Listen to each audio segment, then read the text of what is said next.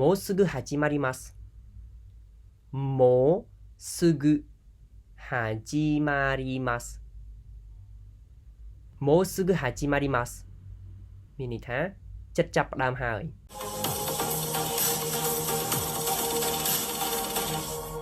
皆さんこんにちはសួស្តីអ្នកទាំងអស់គ្នាថ្ងៃនេះពួកយើងទៅសិក្សាអំពីឃ្លាភាសាជប៉ុនខ្លីៗសម្រាប់អ្នកកំណត់ដំបូងបន្ថែមទៀតទាំងអស់គ្នាមុននឹងចាប់ផ្ដើមចូលមេរៀនរបស់យើងខ្ញុំសូមឲ្យអ្នកទាំងអស់គ្នាជួយ follow Facebook page ម្នាក់មួយផងបើអ្នកទាំងអស់គ្នាចូលចិត្តវីដេអូនេះសូមកុំភ្លេចចុច like និង subscribe ជាមួយខ្ញុំផងでは早速やっていきましょうកុំឲ្យកាលពីយើងចាប់ផ្ដើមទាំងអស់គ្នាឃ្លាទី1របស់យើងថ្ងៃនេះគឺ何できましたか何できましたか何できましたかមានន័យថាតើអ្នកបានជិះអ្វីមក How did you get here ពាក្យថាណានីមានន័យថាអ្វីដេមានន័យថាដោយអ្វីមួយដោយមធ្យោបាយអីគេមួយអញ្ចឹងណានីដេមានន័យថាដោយអ្វីគីម៉ាស្តាកាគីម៉ាស្តាកាកន្លែងនេះគឺយើងមានអក្សរកាក់នៅខាងក្រោយមានន័យថាវាជាសំណួរជាការសួរតើអ្វីមួយពាក្យរបស់យើងគឺគីម៉ាស្តាមានន័យថាបានមកយើងបានបំបែកជាទម្រង់ថាគេរួចហើយជាទម្រង់អតីតកាលអញ្ចឹងពាក្យដើមរបស់យើងគឺ kuru មានន័យថាមកដល់ពេលយើងនិយាយថាបានមក kimashita ជាទម្រង់គួរសមឥឡូវត្រៀមទាំងអស់គ្នាណានីដេ kimashita ka 何で来ましたか何で来ましたかមានន័យថាតើអ្នកបានជិះអ្វីមកឃ្លាបន្ទាប់គឺ車で来ました車で来ました車で来ましたមានន័យថាខ្ញុំបានជិះឡានមក I came by car ពាក្យថាគឺរឺម៉ាមានន័យថាឡានដេមានន័យថាដោយមធ្យោបាយអ្វីមួយអញ្ចឹងគឺរឺម៉ាដេមានន័យថាដោយឡានគីម៉ាស្តាមានន័យថាបានមកអញ្ចឹងបានមកដោយឡានឬក៏ជិះឡានមកឥឡូវរៀនតោះគ្នាគឺរឺម៉ាដេគីម៉ាした車で来ました車で来ましたមានន័យថា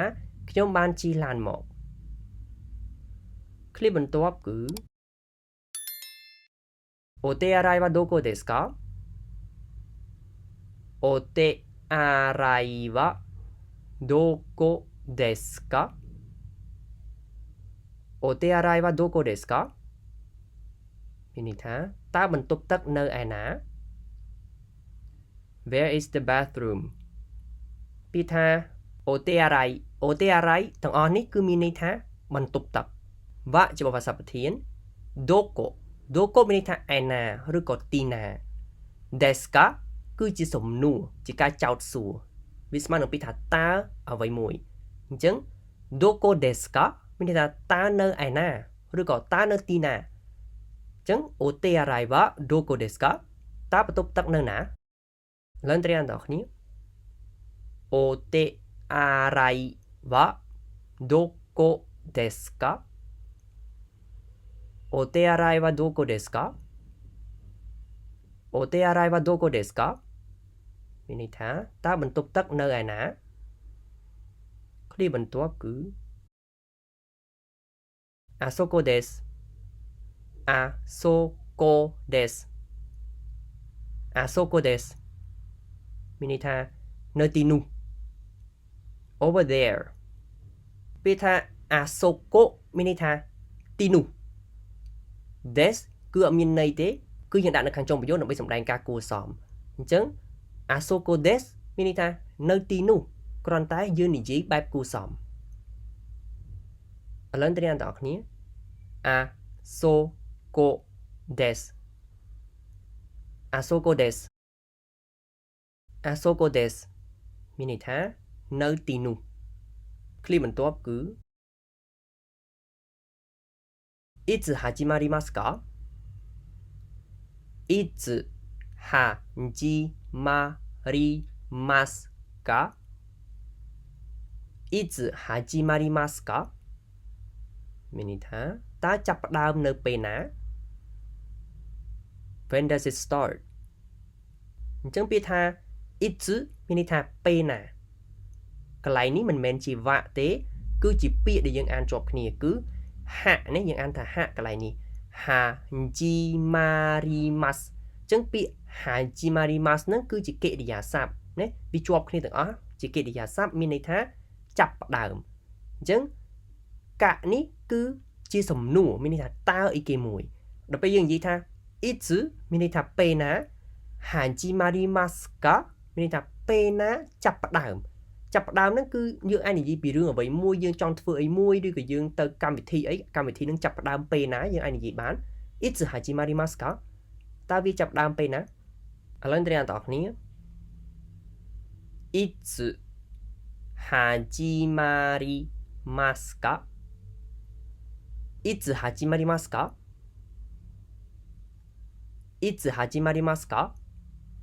មានន័យថាតើចាប់ផ្ដើមនៅពេលណាឃ្លាបន្ទាប់គឺもうすぐ始まりますもうすぐ始まりますもうすぐ始まりますមានន័យថាចិត្តចាប់ផ្ដើមហើយ It's about to start ចឹងពាក្យថាもうすぐもうすぐ4អក្សរហ្នឹងគឺជាប់គ្នាជាពាក្យមួយមានន័យថាចិត្តអីគេមួយរៀបនឹងអីគេមួយ Hanjimarimasu Hanjimarimasu គឺជាកិរិយាសព្ទមានន័យថាចាប់ផ្ដើមកន្លែងនេះគឺយើងបានបំបែកទៅជាទម្រង់ mas រួចហើយមានន័យថាជាទម្រង់គួសមពាក្យដើមរបស់យើងគឺ Hanjimaru Hanjimaru មានន័យថាចាប់ផ្ដើមនឹងឯងគ្រាន់តែជាកិរិយាសព្ទដើមដល់ពេលយើងចង់គួសមយើងត្រូវនិយាយថា Hanjimarimasu ឥឡូវអ្នកទាំងអស់គ្នាもうすぐ始まりますもうすぐ始まりますもうすぐ始まりますមានន័យថាចិត្តចាប់ផ្ដើមហើយឃ្លាបន្ទាប់គឺ何を飲みたいんですか何を飲みたいですか何を飲みたいんですかមានន័យថាតើអ្នកចង់ផឹកអ្វីដែរ What would you like to drink ពាក្យថា Nani មានន័យថាអ្វី Nomitai Nomitai គឺយើងបានបំបែកទៅជាទម្រង់តៃរួចហើយនេះ Nani Nani អ្វីមួយបូកជាមួយនឹងតៃមានន័យថាយើងចង់ធ្វើអីគេមួយអញ្ចឹងខាងមុខនេះត្រូវតែជាកិរិយាសព្ទតែកិរិយាសព្ទហ្នឹងគឺយើងប្រើទម្រង់ mas ហើយលុប mas ចោលអញ្ចឹងកន្លែងនេះយើងមានពាក្យ nomi នេះគឺបានមកពីពាក្យ nomimas nomimas គឺវាមានកតុយ mas យើងលុប mas ចោលនៅសល់តែ nomi ហើយយើងយក nomi ហ្នឹងមកបូកមួយតៃនឹងមកមានន័យថាចង់ផឹកពាក្យដើមរបស់យើងគឺ nomu មានន័យថាផឹកហ្នឹងឯងអញ្ចឹងនៅពេលដែលយើងចង់បូកជាមួយនឹងតៃយើងត្រូវតែបំបែកទៅជាទម្រង់ mas សិនអញ្ចឹងទៅជា nomimas លុប mas ហើយមិនបូកជាមួយនឹងតៃនឹងបានទៅជា nomi តៃអញ្ចឹង nanio nomi តៃណាចង់ផឹកអ្វីដល់ពេល deska នេះគឺជាពាក្យសម្រាប់សួរវាស្មើនឹងពាក្យខ្មែរយើងតើអ្វីមួយ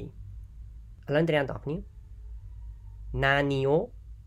nomitai desu ka Nani o nomitai desu ka Nani o nomitai desu ka មានន័យថាតើអ្នកចង់ផឹកអ្វីដែរឃ្លាបន្ទាប់គឺ Coffee o nomitai desu Coffee o nomitai desu Coffee o nomitai desu មានន័យថាខ្ញុំចង់ផឹកកាហ្វេ I like some coffee ពាក្យថា coffee គឺជាពាក្យកម្ចីពីពាក្យអង់គ្លេសនឹងឯងនេះគឺមានន័យថាកាហ្វេ nomitai កន្លែងនេះគឺដូចមិញដែរគឺមានន័យថាចង់ផឹក des គឺយើងដាក់ខាងចុងប្រយោគដើម្បីសម្ដែងការគួរសមឥឡូវអ្នកទាំងអស់គ្នា coffee o nomitai desu Coffeeを飲みたいんですコーヒーを飲みたいですមានន័យថាខ្ញុំចង់ផឹកកាហ្វេឃ្លាបន្ទាប់គឺこれをどこで買いますかこれをどこで買いますかこれをどこで買いますかមានន័យថាតើអ្នកទិញរបស់នេះនៅឯណា Where do you get this ពាក្យថាこれមានន័យថានេះនេះគឺយើងសំដៅទៅលើរបស់ដែលនៅជិតខ្លួនយើងច្អល់យើងទៅថាមួយនេះこれណាどこមានន័យថាឯណាទីណាでគឺយើងប្រើបង្ហាញពីការធ្វើអីគេមួយនៅកន្លែងណាមួយអញ្ចឹងនៅពេលដែលយើងនិយាយថាどこでគឺខាងក្រោយនឹងត្រូវតែជាកិរិយាសព្ទមួយដែលបង្ហាញពីសកម្មភាពអញ្ចឹងដូចជាពាក្យថា買いますអញ្ចឹង買いますមានន័យថាទិញកន្លែងនេះយើងបានបំបែករួចហើយទៅជាទម្រង់ますគេជាទម្រង់គួរសមពាក្យដើមរបស់យើងគឺខៅមានន័យថាទិញអញ្ចឹងធម្មតានៅពេលដែលយើងទិញគឺយើងធ្វើសកម្មភាពនេះយើងដើរទិញអីវ៉ាន់អញ្ចឹងយើងធ្វើសកម្មភាពអីគេមួយនៅកន្លែងណាមួយគឺយើងត្រូវប្រើ de អញ្ចឹងបានយើងនិយាយថាどこで買いますかហើយកៈនេះគឺយើងដាក់ដើម្បីសួរណាឥឡូវត្រៀមបងប្អូនこれをどこで買いますかこれをどこで買いますかこれをどこで買いますかមានន័យថាតើអ្នកទិញរបស់នេះនៅឯណាឃ្លាបន្ទាប់គឺコンビニで買いましたコンビニで買いましたコンビニで買いましたមានន័យថាខ្ញុំបានទិញនៅម៉ាត I bought it at a convenience store អញ្ចឹងពាក្យ combini មានន័យថាម៉ាតដែលគេបើក24ម៉ោងអញ្ចឹងពាក្យនេះគឺជាពាក្យកាត់ហើយជាពាក្យកម្ចីពីពាក្យអង់គ្លេសហ្នឹងឯងគឺ convenience store អញ្ចឹងនៅពេលដែលយើងនិយាយកាត់ជាភាសាជប៉ុនគឺគេអត់និយាយពេញទេបើយើងនិយាយពេញវាទៅជា convenience store អញ្ចឹងវាវែងពេកណា convenience store វាវែងពេកគេកាត់ចោលនៅសល់តែ combini អញ្ចឹងនៅពេលដែលយើងនិយាយ combini គឺគេអាចយល់បានថាជាម៉ាត de ដូចខ្ញុំនិយាយមិញអញ្ចឹងគឺជាបរិបទស័ព្ទសម្រាប់បង្ហាញពីការធ្វើសកម្មភាពអីមួយនៅកន្លែងណាមួយអញ្ចឹង combini ហ្នឹងជាម៉ាតអញ្ចឹងម៉ាតមានន័យថាជាកន្លែងផ្សារឬក៏អីក៏ជាកន្លែងមួយដែរហើយយើងធ្វើសកម្មភាពនៅកន្លែងមួយហ្នឹងយើងប្រើ de ដោយសារអីគឺយើង買いましたមានន័យថាយើងទិញយើងបានទិញចឹងដល់យើងទិញអីវ៉ាន់នៅកន្លែងណាមានន័យថាយើងមានសកម្មភាពអីណាអញ្ចឹងយើងធ្វើសកម្មភាពនៅកន្លែងណាមួយយើងប្រើ de អញ្ចឹង買いましたយើងបានបំបែកទៅជាទម្រង់ましたរួចហើយជាទម្រង់អតីតកាលគួរសមឥឡូវត្រៀមបងប្អូនコンビニで買いましたコンビニで買いましたコンビニで買いましたមានន័យថាខ្ញុំបានទិញនៅម៉ាតឃ្លាបន្ទាប់គឺもっと食べてくださいもっと食べてくださいもっと食べてくださいមានន័យថាសូមហូបបន្ថែមទៀតទៅ have some more ពាក្យថា motto មានន័យថាបន្ថែមទៀតយើងធ្វើអ្វីមួយថែមទៀត tabete kudasai tabete kudasai យើងបានបំបែកទៅជាទម្រង់ te kudasai រួចហើយមានន័យថាសូមធ្វើគេមួយជាការស្នើសុំជាពាក្យគួរសមអញ្ចឹងពាក្យដើមរបស់យើងគឺ taberu មានន័យថាញ៉ាំឬក៏ហូបពិសាអញ្ចឹង tabete kudasai មានន័យថាសូមហូបឬក៏សូមញ៉ាំឥឡូវរៀនបងប្អូនគ្នា motto tabete kudasai もっと食べてくださいもっと食べてくださいមានន័យថាសូមហូបបន្ថែមទៀតទៅឥឡូវទៅមើលឃ្លាចុងក្រោយរបស់យើងお腹がいっぱいですお腹がいっぱいですお腹がいっぱいですមានន័យថាខ្ញុំឆ្អែតហើយ I'm full ពីថា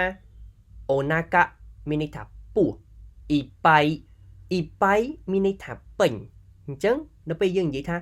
អូណាកាហ្គាអ៊ីប៉ៃមានន័យថាពោះយើងវាពេញហើយអញ្ចឹងធម្មតានៅពេលដែលយើងញ៉ាំឆ្អែតមានន័យថាយើងញ៉ាំទៅ